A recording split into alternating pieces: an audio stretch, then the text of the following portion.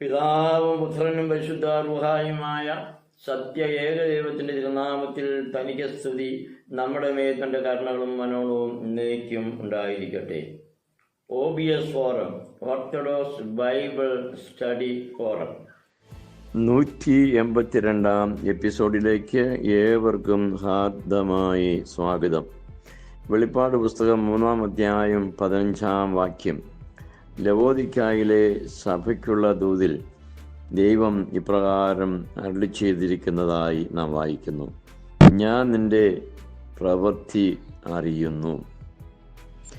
ദൈവസന്നിധിയിൽ സകല മനുഷ്യരുടെയും പ്രവൃത്തികൾ എഴുതി സൂക്ഷിക്കുന്നു എന്നാണ് വേദപുസ്തകം നമുക്ക് തരുന്ന സന്ദേശം. പ്രവൃത്തികളുടെ പുസ്തകം ന്യായവിധിയെങ്കിൽ ഓരോരുത്തരുടെയും പ്രവൃത്തികൾ പരിശോധിക്കത്തക്കതുപോലെ ഒരുക്കി ഇരിക്കുന്നുണ്ട്.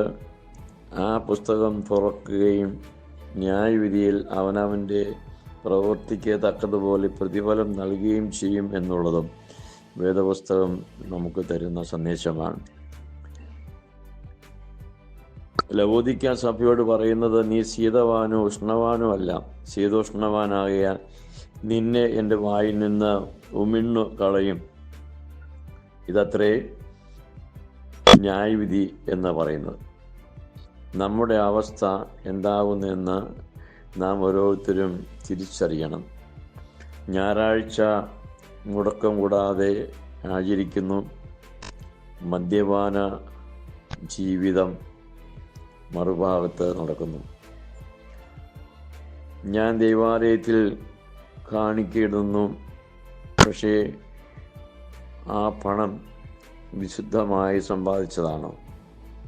മുക്കുകൊണ്ടം പണയം വെച്ച് ബാങ്കിനെ പറ്റിച്ചുണ്ടാക്കിയ പണം, അതിൽ നിന്നൊരംശം കാണിക്കയായി ദൈവത്തിന് കൊടുത്തിട്ട് ചെയ്ത കുറ്റം പുറത്തു വരാതിരിക്കുവാൻ പ്രാർത്ഥിക്കുന്ന ഞാൻ ശീതോഷ്ണവാനാണ്. മദ്യപിക്കാത്ത ഞാൻ മദ്യപാന ബിസിനസ് നടത്തി അല്ലെങ്കിൽ മദ്യഷാപ്പ് നടത്തി സമ്പാദിക്കുന്ന പണവും ദൈവസന്നിധിയിൽ കാഴ്ചയായി സമർപ്പിക്കാറില്ലേ? ആൾത്താരയ്ക്ക് മുമ്പിൽ നിന്നുകൊണ്ട് വചനഘോഷണം നടത്തുന്ന ഞാൻ വചനവിരുദ്ധമായിട്ടല്ലേ പലപ്പോഴും ജീവിക്കുന്നത്?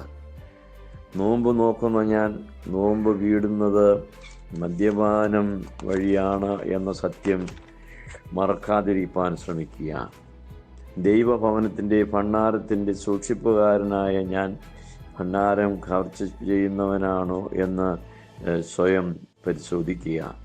ശബരിമലയിലെ സ്വർണ്ണ കവർച്ച പോലെയുള്ള സംഭവങ്ങൾ മറ്റ് അനവധി ദൈവാലയങ്ങളിലും ഇല്ല എന്നുണ്ടോ? ഭക്തിയുടെ വേഷം ധരിച്ച് ഈശ്വരൻ്റെ ഭണ്ഡാരം കവർച്ച ചെയ്യുന്ന സമൂഹം നമ്മുടെ മധ്യത്തിലില്ലേ? സ്വയം ചിന്തിക്കേണ്ട കാര്യങ്ങളാണ്. ദൈവം എൻ്റെ പ്രവൃത്തി അറിയുന്നുണ്ട്. ജീവനുള്ളവനെന്ന നിനക്ക് പേരുണ്ടെങ്കിലും നീ മരിച്ചവനാവുന്നെന്ന് സർദീസിലെ സഭയോട് കൽപ്പിച്ചത് എന്നെയും ബാധിക്കുന്നതല്ലേ? തിന്മ ചെയ്യുന്നത് മതിയാക്കുക, നന്മ ചെയ്യുവാൻ പഠിക്കുക എന്ന പ്രവചനവാക്യം നാം ഉൾക്കൊള്ളണം. നാം മറച്ചു വയ്ക്കുന്നതൊക്കെയും പുറത്തു വരുന്ന ഒരു കാലമുണ്ട്. ചില ഉദാഹരണങ്ങൾ വേദപുസ്തകം തന്നെ നൽകുന്നു. അനന്യാസും സഫീറയും അപ്പോസ്തല പ്രവൃത്തികൾ 5 അധ്യായത്തിൽ അവരെക്കുറിച്ച് എഴുതിയിട്ടുണ്ട്. എലീശ പ്രവാചകൻ്റെ ശിഷ്യൻ ഗേഹസിയും കുടുംബവും 2 രാജാക്കന്മാർ 5 അധ്യായത്തിൻ്റെ 25 വാക്യങ്ങളിൽ ഗേഹസിയുടെ കള്ളം പുറത്തു വരുന്നതായിട്ട് കാണുവാൻ സാധിക്കും. യോശുവയുടെ മുമ്പിൽ ആഖാൻ, യോശുവയുടെ പുസ്തകം 7 അധ്യായത്തിൽ കവർച്ച ചെയ്ത് മറച്ചു വെച്ചത് പിടിക്കപ്പെട്ട ആഖാനെയും അവൻ്റെ കുടുംബത്തെയും ഭൂമി വായ് തുളർന്ന് വിഴുങ്ങിക്കളഞ്ഞു എന്ന് നാം അവിടെ വായിക്കുന്നു. മറച്ചു വച്ചത് ദൈവം വെളിപ്പെടുത്തുന്ന നാളാണ് ന്യായവിധി നാൾ.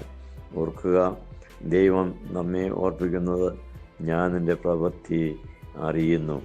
ദൈവസന്നിധിയിൽ കരുണ കണ്ടെത്തുവാൻ തക്കവണ്ണം അനുതാപത്തോടെ സ്വയപരിശോധന നടത്തി നമുക്ക് നമ്മുടെ തിന്മയെ ഉപേക്ഷിച്ച് നന്മയിൽ ജീവിക്കാൻ ശ്രമിക്കാം.